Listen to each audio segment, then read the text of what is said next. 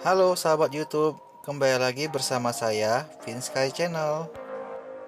Energi murni bisa didapatkan dari berbagai macam sumber tanah air loh. Tanah air Indonesia kita merupakan salah satu negeri di dunia yang memiliki sumber daya energi yang sangat berlimpah. Beberapa sumber energi tersebut banyak yang sudah kita manfaatkan sebagai pembangkit listrik. Apa itu pembangkit listrik? Pembangkit listrik adalah alat yang dapat menghasilkan energi listrik dari suatu sumber tertentu. Komponen utama yang menghasilkan energi tersebut adalah generator atau mesin berputar yang dapat menyulap energi mekanis menjadi daya listrik. Hanya dengan mengandalkan penghantar listrik dan medan magnet. Lalu, tenaga listrik apa saja yang digunakan sebagai macam negara di dunia? Berikut ini adalah penjelasannya. Number 7. Seperti nama jenisnya, pembangkit listrik yang satu ini memanfaatkan arus cepat yang menghasilkan oleh air untuk menggerakkan turbin pada generator mesin. Pergerakan ini akan mengubah energi kinetik dan potensial yang ada di dalam air yang dapat menghasilkan energi murni yang tidak hanya ramah lingkungan tapi juga hemat. Karena bersumber dari air, PLTA biasanya dibangun di dekat waduk, bendungan, atau sungai dengan aliran yang cukup kuat. PLTA dibagi menjadi dua, yaitu tenaga air yang berasal dari arus alami atau pompa dan sumber yang berada di tempat tinggi seperti air terjun. Number 6. Pembangkit listrik tenaga surya biasanya banyak digunakan pada rumahan komersil.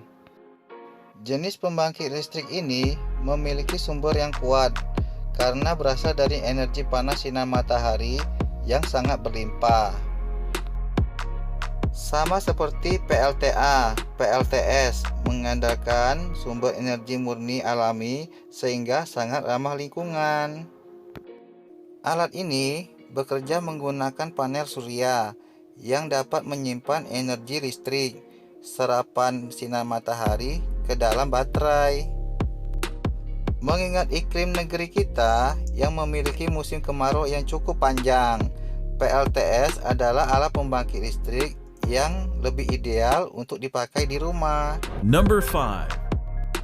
Jenis pembangkit listrik berikutnya bergantung kepada bahan bakar gas, minyak, atau batu bara sebagai sumber energi.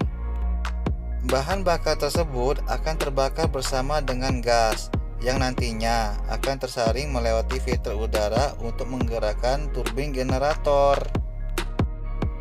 Gas dan bahan bakar tersebut memiliki tekanan yang cukup tinggi, sehingga energi yang dihasilkannya pun sangat kuat. Biasanya, kamu dapat menemukan bangunan PLTG di daerah-daerah yang jauh dari kota karena suara mesinnya yang dapat terdengar terlalu bising. Number 4. Alat ini merupakan jenis pembangkit listrik yang memerlukan energi panas bumi agar dapat mengeluarkan listrik. Uap panas yang didapatkan dari titik bumi tersebut akan dijadikan sebagai sumber penggerak turbin generator mesin. Bangunan pembangkit listrik tenaga panas bumi biasanya terletak di daerah pegunungan tinggi atau kaki gunung agar dapat memanfaatkan energi natural alam lebih baik. Number 3. Jenis pembangkit listrik yang akan kita bahas selanjutnya adalah PLTU.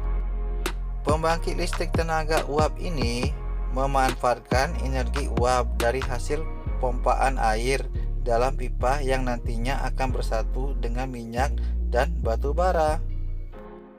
Hasil pemanasan ketel uap tersebut akan dibakar dan disemprotkan menjadi satu energi uap yang penggerakan turbin pada generator mesin.